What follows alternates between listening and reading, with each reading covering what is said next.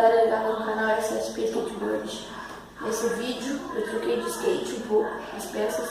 Eu vou estar falando as peças para vocês no meu skate. Vou começar lixa Jessup, uma lixa boa, vem com um pouquinho vem alguns furinhos para não ficar com bolha. Parafuso de base Allen nacional, porca nacional, parafuso central e da porca Allen nacional também. Rodinha, mosca, eu não sei a durabilidade dela, faz bastante tempo que eu tô com ela. Rolamento Red Bones.